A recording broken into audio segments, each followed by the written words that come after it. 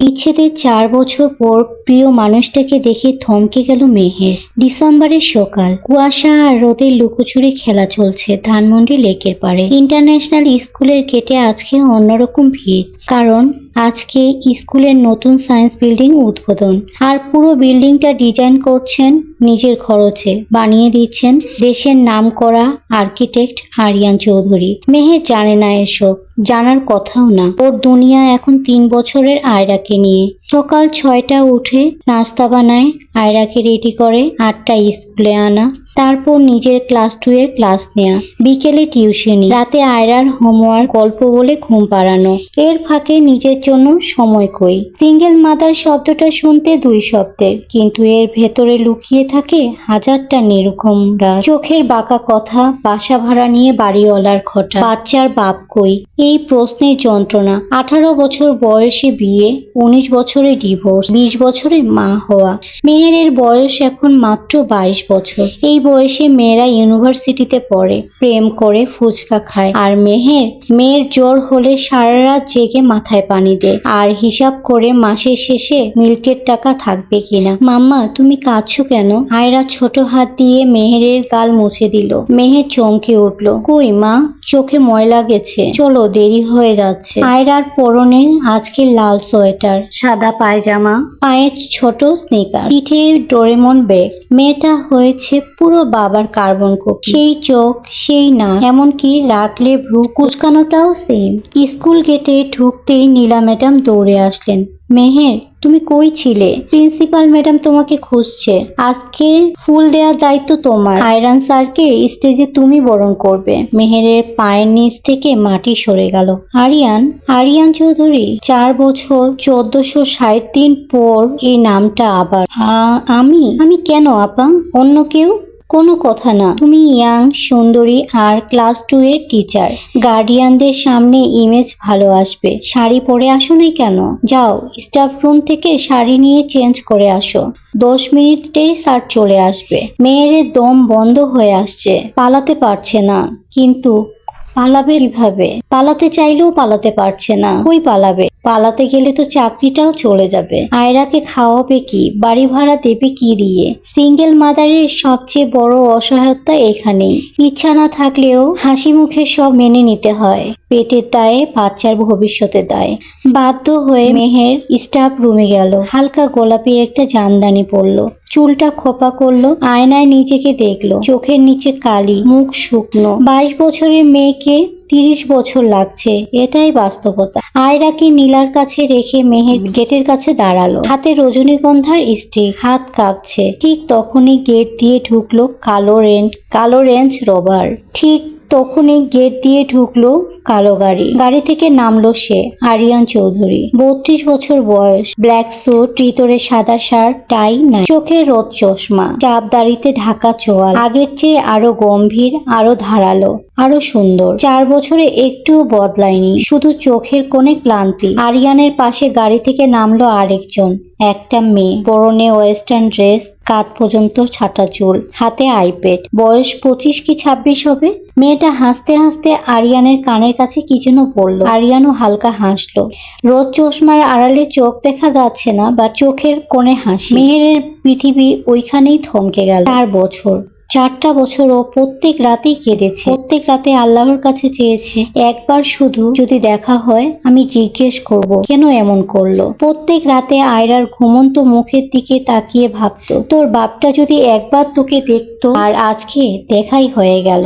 আরিয়ান ভালো আছে, খুব ভালো আছে। পাশে সুন্দরী মেয়ে, মুখে হাসি, সাকসেসফুল কেরিয়ার।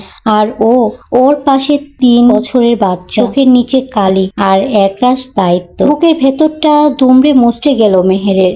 এত কষ্ট কেন লাগছে? ডিভোর্স তো হয়েই গেছে, অধিকার তো নেই, তবুও কেন মনে হচ্ছে কলিজাটা কেউ টেনে ছিঁড়ে ফেলছে। মেহের, ফুল দাও। প্রিন্সিপাল ম্যাডাম ফিসফিস করে বললেন। মেহের যন্ত্রের মতো এগিয়ে গেল, হাত বাড়িয়ে দিল। চোখ নামানো, তাকানোর সাহস নেই।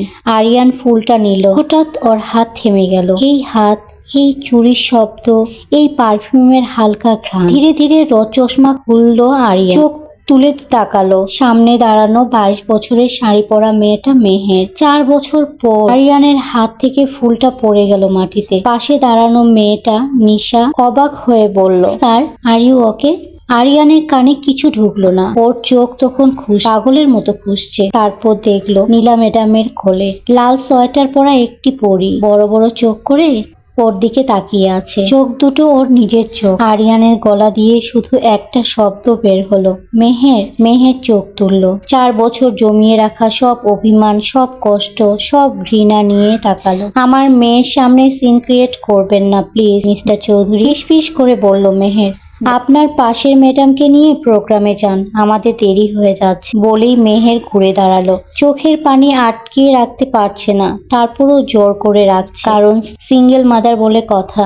সিঙ্গেল মাদারদের কাঁদতে নেই, ভাঙতে নেই, কারণ ওদের ধরে রাখার কেউ নেই। আরিয়ান হাত বাড়ালো। মেহের দাঁড়াও, বাচ্চাটা ও আমার মেয়ে, শুধু আমার। মেহের না ঘুরেই বলল, আপনার জীবনে নতুন মানুষ আসছে, সুখে থাকেন, আমাদের রাস্তা আলাদা। মেহের আয়রাকে কোলে তুলে নিয়ে হাঁটা দিল। পিছনে রেখে গেল স্তব্ধ হয়ে দাঁড়ানো আরিয়ানকে, আর তার পাশে কনফিউজড হয়ে দাঁড়ানো নিশাকে। নিশার কণ্ঠে, স্যার, আপনি কি উনাকে চেনেন? প্রোগ্রাম শুরু করতে হবে, সবাই ওয়েট করছে। আরিয়ান জবাব দিল না, চোখ এখনো গেটের দিকে। এদিক দিয়ে মেহের আয়রাকে কোলে নিয়ে হেঁটে গেল। পিঠটা সোজা, মাথা কিন্তু আরিয়ান জানে এই মেয়েটা ভিতরে ভিতরে গুড়া গুড়া হয়ে যাচ্ছে। কারণ ও মেহেরকে চেনে, 16 বছর বয়স থেকে চেনে। কলেজ লাইফের প্রথম প্রেম, প্রথম ঝগড়া, প্রথম রাগ ভাঙানো, সব। স্যার, নিশা আবার ডাক। নিশা ফার্মের সিনিয়র আর্কিটেক্ট, আজকে প্রেজেন্টেশন দিতে আসছে সাথে। এর বেশি কিছু না, কিন্তু মেহের কি সেটা জানে? জানার কথাও না। প্রোগ্রাম তুমি হ্যান্ডেল করো নিশা, আমি একটু আসছি। বলেই আরিয়ান হাঁটা দিল স্কুলের ভেতরের দিকে। প্রিন্সিপাল ম্যাডাম দৌড়ে আসলেন। স্যার, গেস্টরা সবাই বসে আছে, আপনি না থাকলে 10 minute, just 10 minute madam. Aryan গলায় এমন কিছু ছিল যে ম্যাডাম আর জোর করতে পারলেন না। ক্লাস 2 সেকশন এ। মেহের ক্লাসে ঢুকে দরজা লাগিয়ে দিল। আয়রাকে পাশের চেয়ারে বসিয়ে দিল। তারপর বেঞ্চে মাথা ঠুকিয়ে চুপ করে বসে রইল। চোখের পানি আর আটকাতে পারল না, টপ টপ করে পড়ছে বেঞ্চের উপর। শব্দ নেই। সিঙ্গেল মাদারদের কান্নারও শব্দহীন হতে হয়, কারণ বাচ্চা ভয় পাবে, লোকজন শুনলে জিজ্ঞেস করবে। বন্ধুরা, এই গল্পের পরবর্তী অংশ আমি পরবর্তী ভিডিওতে দেব ইনশাআল্লাহ। আপনারা সাথেই থাকবেন। আর এরকম গল্প পেতে আমার চ্যানেলটা সাবস্ক্রাইব করে রাখবেন। যারা যারা আমার পরিবারে আজকে নতুন আছেন, আমার চ্যানেলটা সাবস্ক্রাইব করে দিবেন যদি এতটুকু ভালো লেগে থাকে। আর আপনারা যদি আপনাদের কোনো গল্প শেয়ার করতে চান, তাহলে আপনারা আমাকে কমেন্টে জানাতে পারেন। আমি আপনাদের গল্পগুলো সুন্দরভাবে শেয়ার করে দেব। যদিও আজকে ভয়েসটা অনেক কষ্ট করে দেওয়া হয়েছে, কারণ চারপাশে অনেক আওয়াজ ছিল। সেই গতকাল রাত থেকে আমি ভয়েস দেওয়ার চেষ্টা করছি, বাট দিতে পারি না। আজকেও আমি ভয়েস দিতে অনেক লেট করে ফেলেছি। তারপরও আলহামদুলিল্লাহ অনেক কষ্ট করে ভয়েসটা দিলাম। এই তো আমি ভারী কাজগুলো করে নিচ্ছি। প্রচুর গরম, এত গরম পড়েছে কি বলবো। আর চারপাশ থেকে একদম বন্দিখানার মতো। আজকে একটু বাইরে বের হয়েছিলাম। আমি বাইরে বের হয়ে আসার পরে আমি তো আরো একদম মনে হচ্ছে দম বন্ধ হয়ে আসছে। তো আপনাদের ওইদিকে কেমন গরম? আসলে সব সাইডে গরম, কিন্তু আমরা আসলে চারপাশ থেকে আলো বাতাস পাই না, তো এই জন্য গরমটা হয়তো বা বেশি লাগে। তো আমি রাতের বেলা গতকালকে নান রুটি বানিয়েছিলাম, আর বানিয়েছিলাম চিকেন চাপ। হ্যাঁ, প্রথম বানিয়েছি যদিও, তো ভালো হয়েছে, খেতে মজা হয়েছিল। তারপরও কি হয়েছে, গতকালকে আটা মেখে রেখেছি তো, আর রাতের বেলা আর করা হয়নি। আজকে সকালে করেছিলাম, তো একটু শক্ত হয়েছে, তারপরও আলহামদুলিল্লাহ ভালো হয়েছিল। আর আমার সাথে আমার বিড়ালগুলো ছিল, ওরা শুধু বারবার আসছে, তো তাই ওদেরকে নিয়ে বললাম যে চলো তোমরাই রেসিপিটা শেয়ার করো। তাই ওদেরকে কোলে নিয়ে আমি ভিডিওটা বানিয়েছিলাম। তো যাই হোক, আমার ভিডিওর মধ্যে যদি এতটুকু ভুল ত্রুটি হয়ে থাকে, অবশ্যই ক্ষমা দৃষ্টিতে দেখবেন। আমার ভিডিওতে যারা এখনো লাইক দেননি, প্লিজ আমার ভিডিওতে লাইক দিয়ে দিবেন। আর আজকে দুপুরে একটা মজার কাহিনী হয়েছে। কেন জানি ভাত খেতে ইচ্ছা করছিল না, তো মনে হলো যে একটু পরোটা বানাই। তো পরোটা বানাতে গিয়ে পানি এত বেশি করে দিয়ে ফেলেছি যে ডোটা আসলে হচ্ছিল না। পরে তখন ওই ডোটা দিয়ে তখন ব্রেড বানিয়েছি। জাস্ট ইস্ট মিক্সড করা হয়েছিল, দেওয়ার পরে তখন এটা ব্রেড বানানোর জন্য দিয়েছিলাম। তো ব্রেডটা এত সুন্দর হয়েছে, অন্য সময় ব্রেড বানাতে গেলে এরকম হয় না। জাস্ট যেভাবে খামির করে মানে পরোটার ডো বানায় ওইভাবে ডো বানিয়েছি। যখন দেখলাম নরম হয়েছে ওইটাতে শুধু ইস্ট দিয়েছিলাম। তো কালকে আমি আপুদের নাম নিতে চেয়েছিলাম, আন্তরিকভাবে দুঃখিত, আসলে ভয়েস দেওয়ার পরে ভুলে গিয়েছিলাম, নেওয়া হয়নি। তো আমি আজকে 2 জন আপুর নাম নিয়েছি যারা আমাকে সবসময় সাপোর্ট করেন। আপনারা চাইলে ওই আপুদের চ্যানেলে গিয়ে ঘুরে আসতে পারেন। ইনশাল্লাহ আপুরা সাপোর্ট করবেন, আপুরা অনেক হেল্পফুল। ইনশাল্লাহ আপুদের কাছ থেকেও সাপোর্ট পাবেন।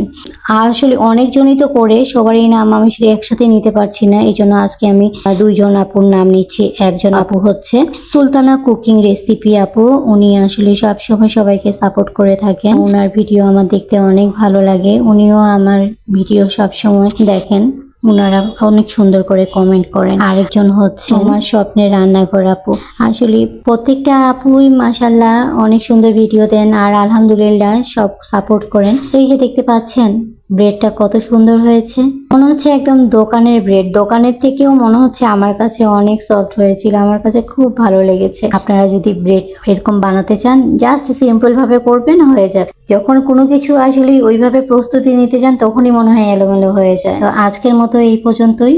আমার ভিডিওর মধ্যে ভুল ত্রুটি তো অবশ্যই হয়েছে, ক্ষমা দৃষ্টিতে দেখবেন। তো আপনাদেরকে বারবার আমি দেখাচ্ছি কেন, আমার কাছে খুব ভালো লেগেছে, আজকের ব্রেডটা অনেক সফট হয়েছে। বারবার শুধু দেখাচ্ছি কিন্তু খাওয়াতে তো আর পারছি না। আসলে নিজের হাতে কোনো কিছু করলে আর সেটা যদি পারফেক্ট হয় সেটার আনন্দই আলাদা। তো যাই হোক, আজকের মতো এই পর্যন্তই। সবার সুস্থতা কামনা করে আমি বিদায় নিচ্ছি। তো সবাই ভালো থাকবেন। আসসালামু আলাইকুম, আল্লাহ হাফেজ।